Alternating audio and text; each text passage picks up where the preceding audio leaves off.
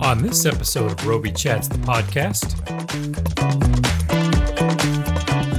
there is some sort of creative brief that exists for every performance in the show. It's so much about those interpersonal relationships. Wow, that's the most beautiful thing we've ever done. I guess we should do that again. lighting designer Mike Berger. Welcome back to Robe Chats, the podcast. My name is Brian Matthews, and we are here still on the USITT show floor in Columbus. And we are joined right now with Mr. Mike Berger from Innovative Intensity, Inc. Mike, thank you very much for taking the time to chat with us. Thank you so much for having me. It's a pleasure to be here. Have you been to USITT before? Do you come here often, or what's your experience been like with USITT? You know, USITT was the first trade show that I attended when I was in high school, and I was so young that I came with my dad as a chaperone, and we would play this game with the different vendors. If both of us would approach a booth and see how long it was before they would stop talking to him and realize that he knew nothing of what they were talking about. But it was, an incredibly exciting trade show for me to be at as a young student, to kind of see what was out there in the world. And I think for him, it was also very powerful to see that there's an entire industry around, what I was doing in our garage. And I think that kind of really cemented, like, oh, my son can make a career out of this. So that was I think for me growing up, very cool to be a part of. And then now to come back years later as a professional and getting to spend time with students and getting to see the show through their eyes is really awesome. Yeah. Well, you've got me intrigued now, because you said you were tinkering around in your garage. How did you get your start in this industry? What was those early days like for a young Mike Berger? Yeah. So I started 9 or 10 years old as a mobile DJ. I was doing birthday parties, sweet 16s, weddings, bar mitzvahs, graduations, all that kind of stuff. And I started to build a little company out of that, and I found that I was more interested in what the lighting was doing than, keeping the party going. And that then pushed into, okay, if I just want to do lighting, what else is there that is just lighting centric? And I fell into theater. So that was, middle school, high school. Wanted to do Broadway, musical theater. Like that was really what kind of got me excited about the work. And then in college, I was exposed to TV and some kind of faster paced event production. And that really kind of checked all the boxes for me of big spectacle, short timeline, and kind of rapid problem solving, which is what I really enjoy. You mentioned the school, and I know that you went to Carnegie Mellon University.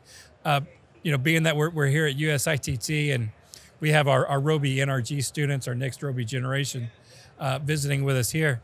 Talk a little bit about that educational side that you got at Carnegie Mellon. What was the program like that for you, and how did it work?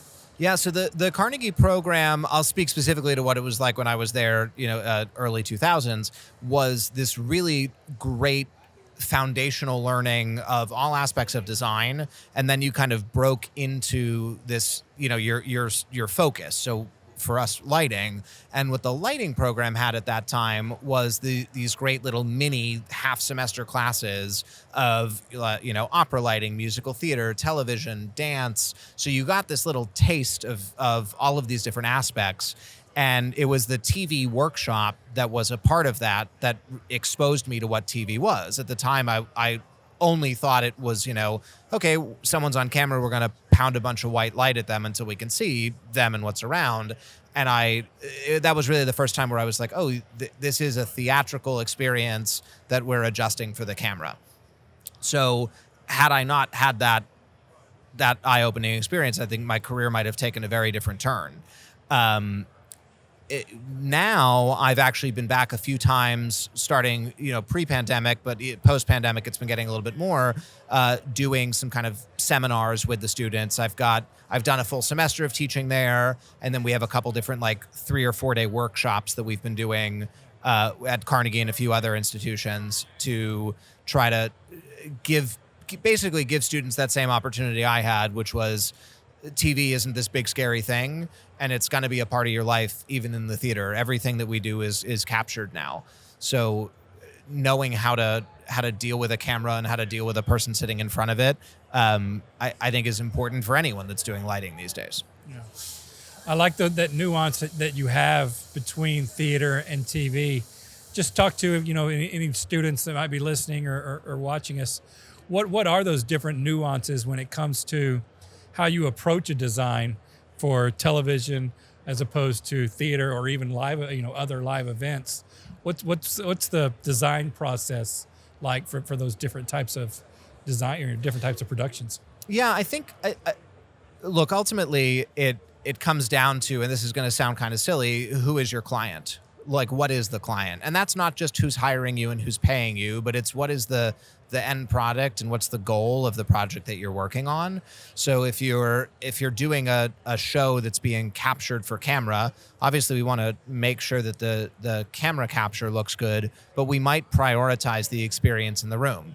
On the flip side, if you're doing a TV show that is strictly for TV, but there is a live audience, you're likely prioritizing the cameras and you don't really care what it looks like in the room. So that's kind of decision one that you need to make, is where do we sit on that spectrum of balancing the camera versus the room audience. And then once you have that, you approach it, or at least in my mind, in very similar ways that you would approach a theater show. The difference is, on a theater show, your proscenium is here. You know what that shape is. And on a TV show, your proscenium is anywhere that you want it to be, or that the director wants it to be, and most of the time you're looking at this.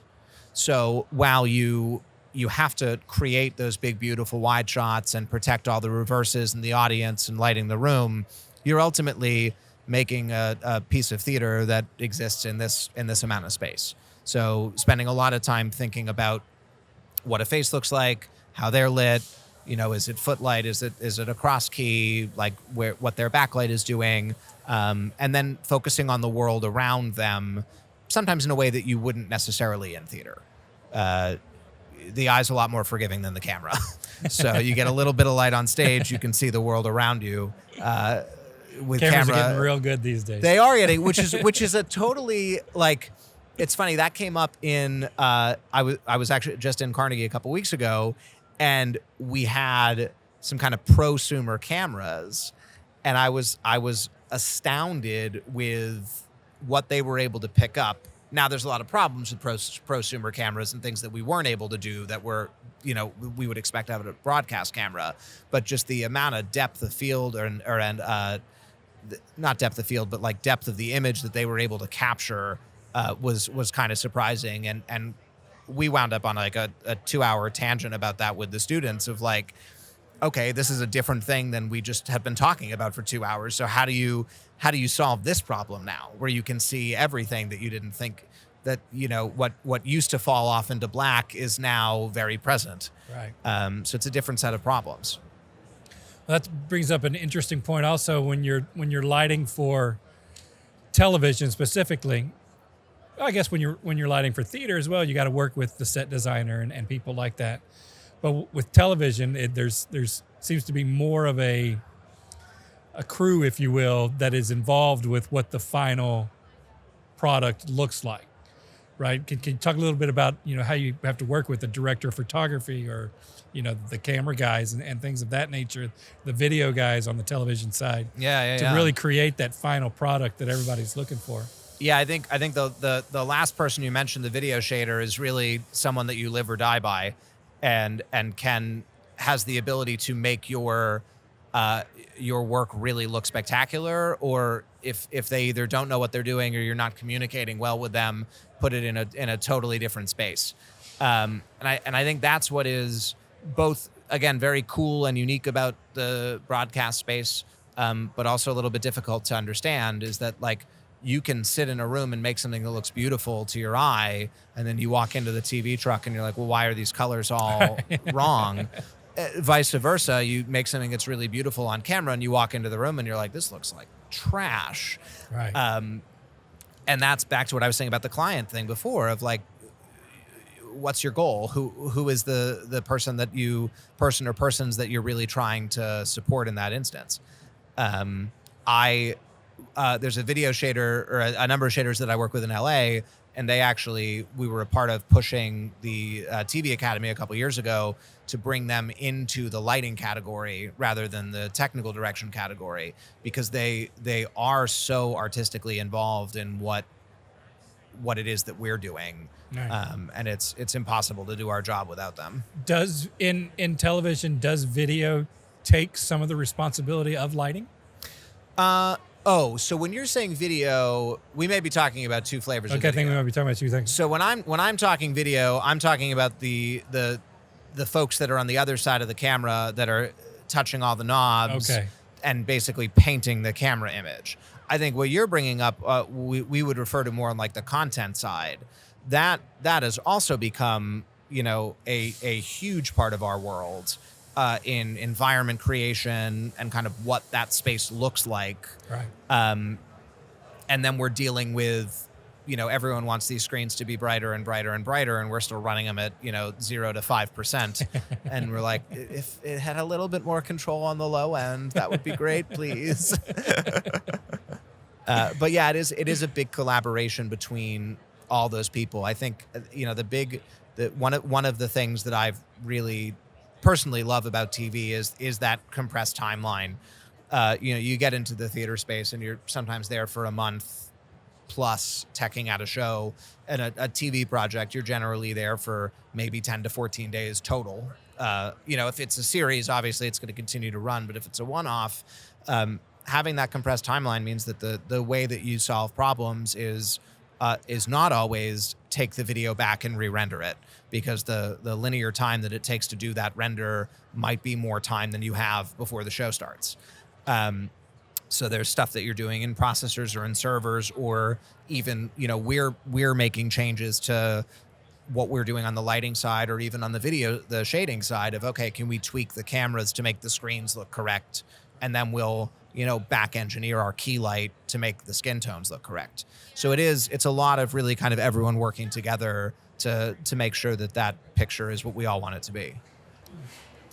I was doing a little research on you, and I was on the Innovative Intensity website, and I was scrolling around, and I noticed that there's an Emmy Award on there. There is, for yes. Variety Special, and there's 13 Emmy nominations on there. Yes. So first off, I just wanted to say congratulations. Thank you. On the success. And while, again, going back to the student vibe, since we are here at USITT, while everyone can't expect to achieve that type of success, how would you, if you were speaking to a student, how would you tell them to measure their successes along the way, right? And like, there's obviously, Yeah. I'm an Oscar-winning, lighting designer, or I'm a Emmy-winning lighting designer. That's kind of like a pinnacle. Right. But not everybody's going to get there.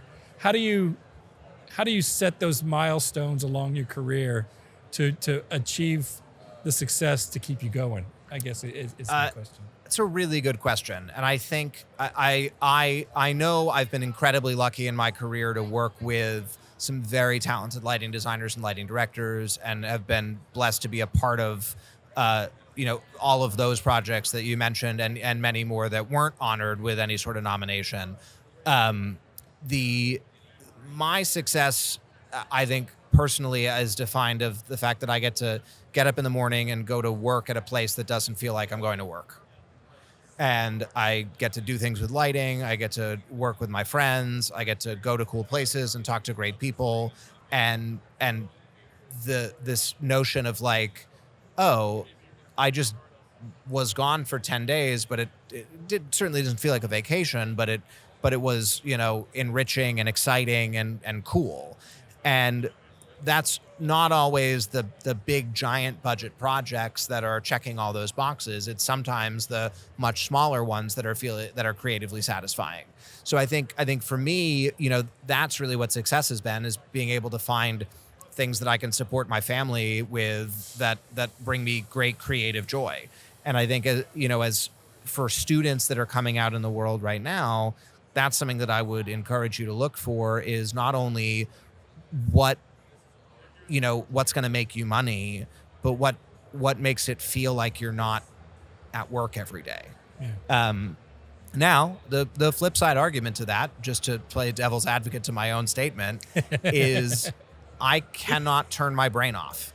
Like, I cannot turn work off. So, and that's both a me problem and also I think an industry problem of it's very hard to kind of put your phone down at 5 p.m. or 7 p.m. or whatever, because the expectation is that people are always kind of reachable. I'm not suggesting that that's correct, but that's where the industry has kind of landed. So success for someone might mean finding a job within this industry that is truly 9 to 5. And those do exist. They're definitely out there. But that's, I think, something to think about, especially, when people talk about work-life balance and what that means. That may be a measure of success to you of, okay, it's more important to me that at 5 p.m. every day I can turn my phone off than it is to, be awarded for the work that I'm doing. And I'm not saying that those two things are connected, but just that, yeah. You mentioned, getting to work with some really amazing designers. When you look back over the course of your career, do you have that sort of person that you kind of feel was like a mentor to you, or kind of maybe opened a door for you that kind of led you on the path that brought you where you are today? Yeah. So there's two people in particular associated with the same story in different ways, which is Bob Dickinson and Travis Hagenbook. Bob, of course, huge figure in our industry, and I was lucky enough to kind of be brought in under his some of his major shows very, very early on in my career, and was kind of quickly thrown into the fire as far as like how to support them. And that specifically has to do with Travis. I came in at a time where he was ready to spread his wings as a designer and kind of needed someone to step in as a lighting director. And it just really kind of linked up at the right place, right time for the three of us, where I was able to kind of move into his seat pretty early on, and he was able to go out and develop his career.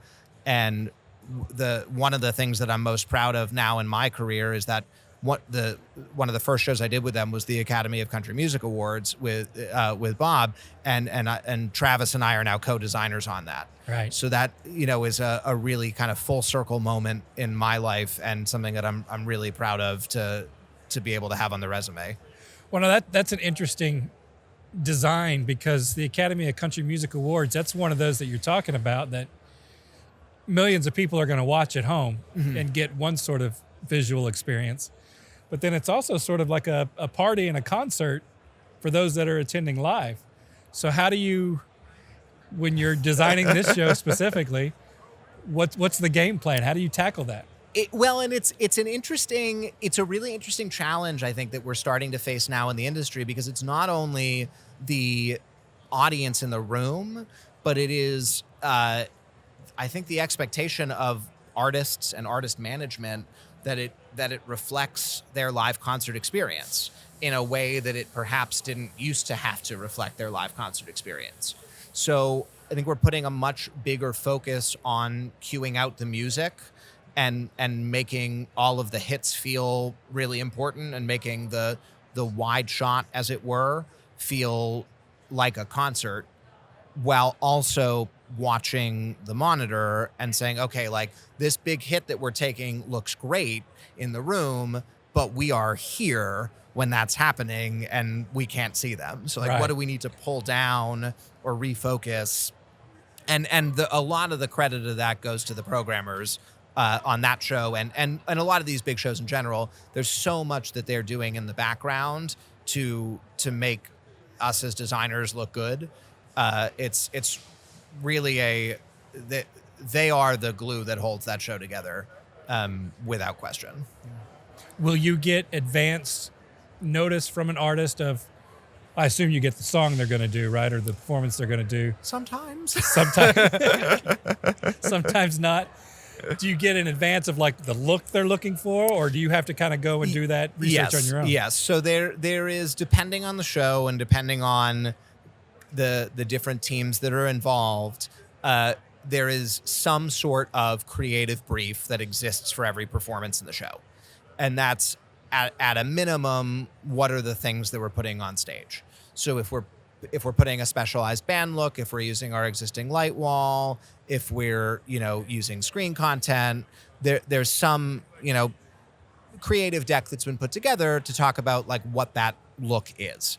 The laughter about do you get the song is that yes, usually we get the track, a couple days beforehand, hopefully a little bit earlier than that. But sometimes, and specifically on the country shows, when it is live, where it's a live country artist in their band, there's no one that's policing what they're really playing. So sometimes they might come on and say, we're going to add a chorus, we're going to add a bridge or whatever here. And that's something that we have to be able to respond to in the room. So a lot of that show and a lot of those shows do play back with time code, but there's, whether even with a live band, we're still getting a click from them usually. Right. So you're actually doing some live busking. But sometimes it is just really live.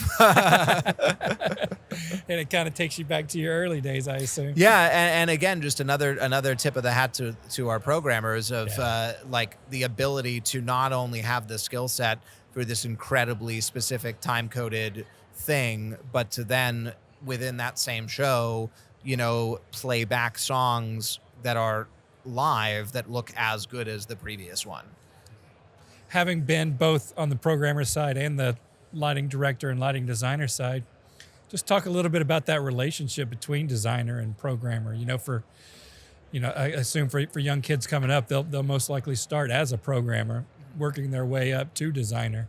What makes a successful designer programmer relationship? I think the first piece of success, and it is, and this I'll speak to my experiences, is a level of friendship and a level of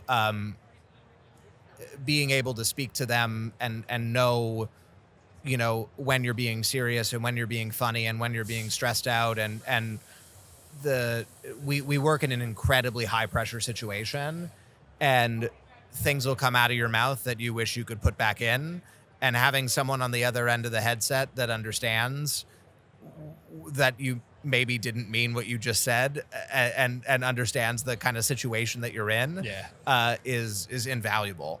So that to me is it's someone you want to go have dinner with after the show, because especially when you're out of town, these are the people, it's your team, that's who's there with you.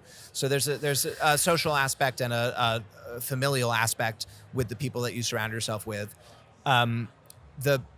The greatest thing that I've seen develop, for me over the last 10 years or so with some of those programmers is an understanding of an aesthetic and an understanding of like, okay, this is like the base of what I expect is the wrong word, but like when we do a show, this is what I want these lights to do. Because if they know that from the ground up, then you can really quickly get into the finer details and the minute stuff that you wouldn't be able to get into if you were working with a programmer that you don't know. So I think the advice that I would give to students, based on where we are, if you want to light things, you should be a programmer. If you're excited about being a politician, I would happily recommend the lighting designer chair. But especially in our world, like the crafting of that look is happening behind the desk. I mean, I'll with a programmer that I've been working with for forever, I'll say this song is blue and kind of walk away and come back and there is a thing to come from or to work from, and then we editorialize and we talk about maybe the mega points should do this here instead of this color, or we could put the prism in and do this sort of thing. But we're talking about bits of concept and not necessarily like, all right, in Q1 we're going to take these lights and point them all here, and then in Q2 we're going to take those same lights and do this with it. It's nice to be in an environment where you don't have to get into that level of detail for every single cue in the show. And frankly, there just isn't time for it. Yeah. I like how you mentioned that, when you have a relationship with somebody, it's a lot of unspoken stuff that can happen.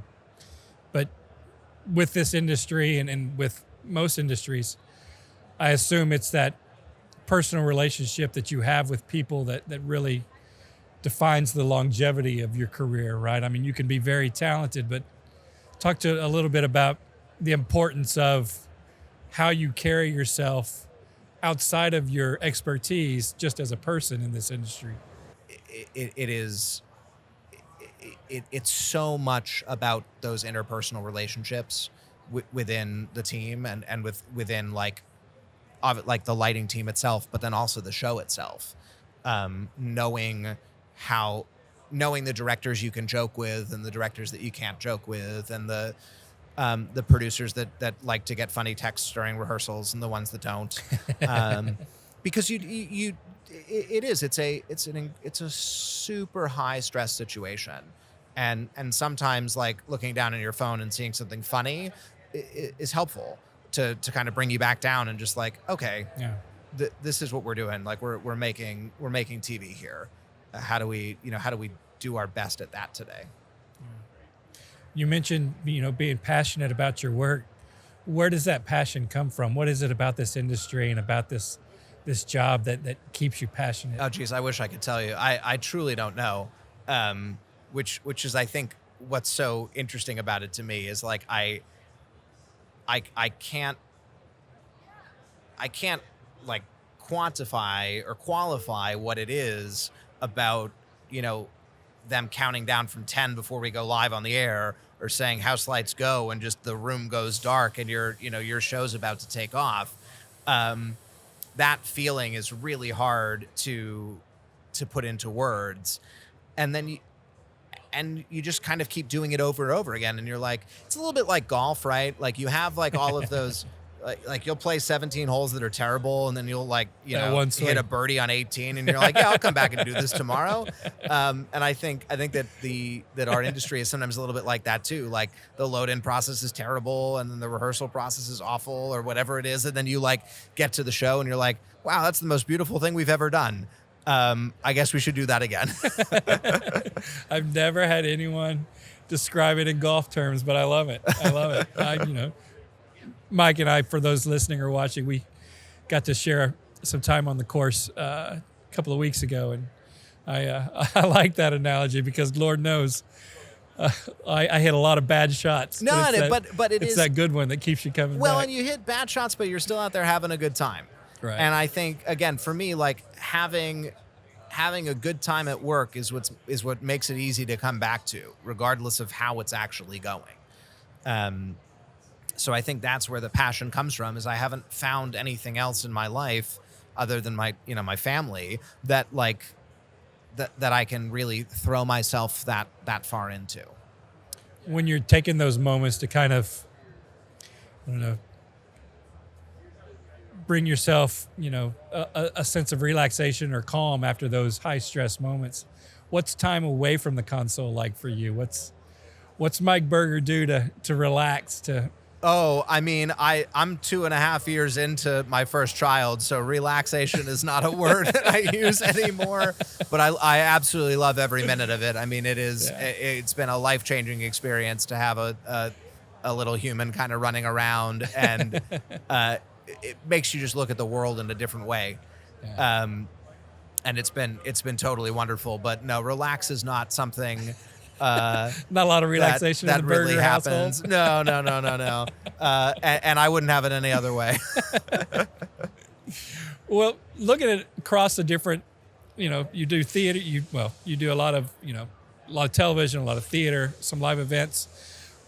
Do you have a preference of which one just as a designer you prefer to do? Do you prefer the television over the theater or the other live events, or do you can you go any way? So for anyone out there that's hiring, I really like lighting music. So anything that's got music to it is where I really enjoy being. But I also would say, and commercial,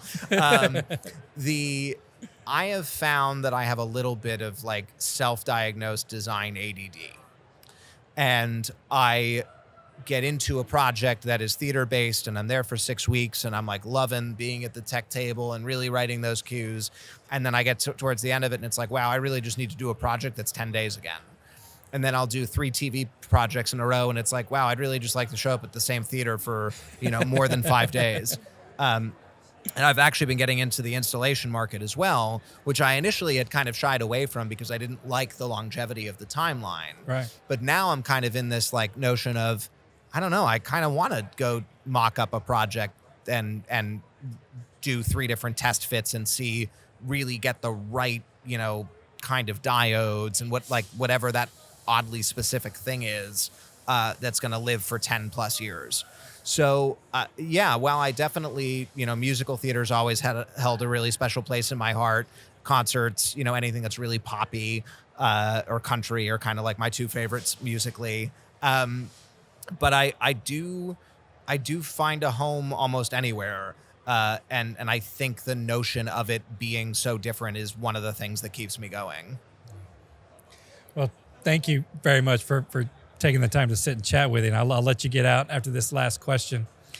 This is one I like to ask people. If you could go back to that old neighborhood and you could walk up to 9-year-old Mike Berger in his garage preparing his mobile DJ kit, yeah, what advice would you give him? What would you tell that young Mike Berger besides I would tell run? him to figure out how to relax.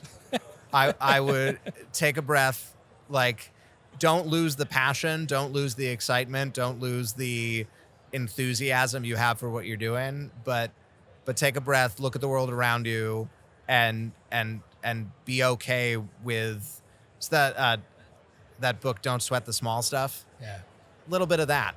I think 9-year-old me maybe could have read that a little bit, but yeah, I don't regret any of it. I mean, I feel I am the person I am today because I did sweat some of that small stuff. But now being a little bit further on, it's nice to kind of look back and say, okay, how can I do both? That's the next 10-year goal is how do I get to a point where I'm really confident in my team and myself and I'm not sweating the small stuff anymore. That's good. So. Mike, thank you. Thank you Brian. very This was much for great. taking the time to sit and chat with me today. Really do appreciate it. Of course. Thanks for having me. Remember, you can find our podcast on all your favorite podcasting platforms. You can also watch us on YouTube. We'll sign off the way we always do. May the light always shine your way. You can make it the Robe way. Have a great day.